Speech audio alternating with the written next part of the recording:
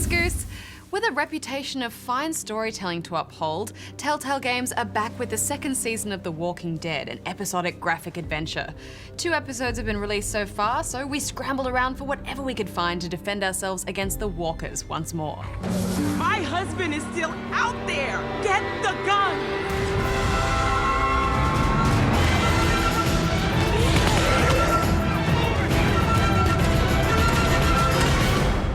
Season 2 picks up not long after where the first season left off, and the game will remember your choices from your previous save file if you played the first season on the same platform. Otherwise, there's a previously on to get you caught up, and it will randomly select your decision history for you. Clementine, a little help here. You take the role of Clementine, who, after the events of Series 1, has been taken under the wing of a friendly couple, Omid and his pregnant wife, Krista. It's survival as usual, and it's reassuring to find young Clem in the hands of good people. Be careful and make sure to keep track of your things. Naturally, things don't stay rosy for very long, and soon Clem is on her own again, left to fend for herself. These games have a story focus, so the majority of gameplay revolves around dialogue options. Help me, and I won't tell him. But there are a few objects to find and actions you'll be performing yourself in each scene. Personally, I found playing as a child in this landscape really amplifies the horrifying events that play out. And it raises the stakes. You immediately feel protective of her. She is remarkably tough given what she's already gone through and continues to endure. But some of the actions that play out are quite gruesome and shocking.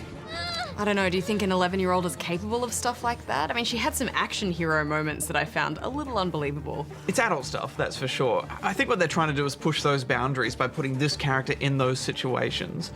She's learned a lot from her experiences, which is why she's still alive. The repetition involved in some of the more violent actions did feel a little gratuitous to me at times, though. How many times did she have to ram that hammer into the zombie's skull before it's dead? Well, I think that's just her little 11-year-old arms, which aren't strong enough to take out a zombie in one hit. Fair point. I do see what you're saying, though. She is unusually savvy and mature for someone of her age, much more than the survivors around her at times. You can't just sit here and die.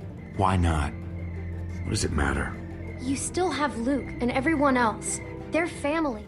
Still, I will say it was a fresh change of perspective, having to make some intense judgment calls from the point of view of a child. Still pretty sharp. Of course, making her way through the landscape and dealing with walkers is tougher for a girl so young. But what's so brilliant about the Walking Dead universe is that it's rarely the zombies that are your greatest threat.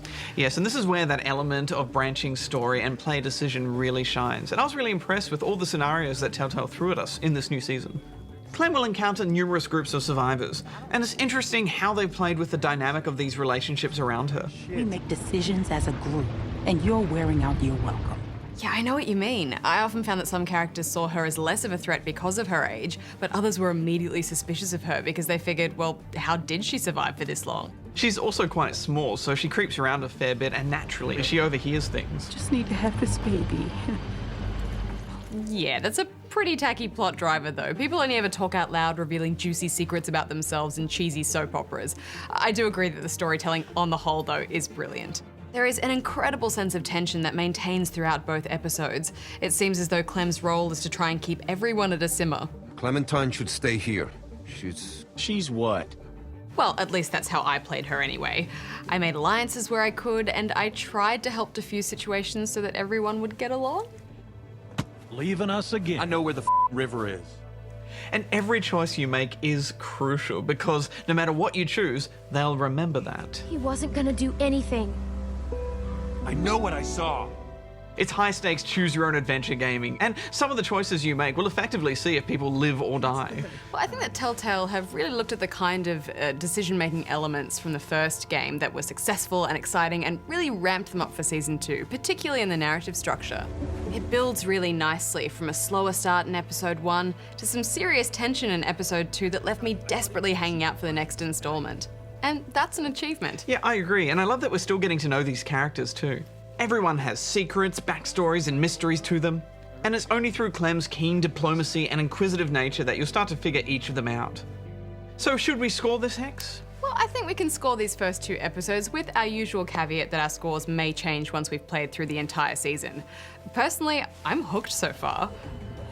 I struggled a bit with the plausibility of the kinds of actions and decisions of this little girl, but I guess she's had to grow up fast.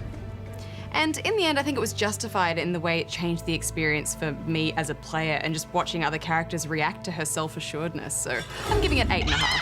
I really enjoyed this. I loved how every character has their own agenda, but you can never make everyone happy. And I loved how quickly I cared about all of these characters, which is a pretty rare thing. So I'm going to give this 9 out of 10.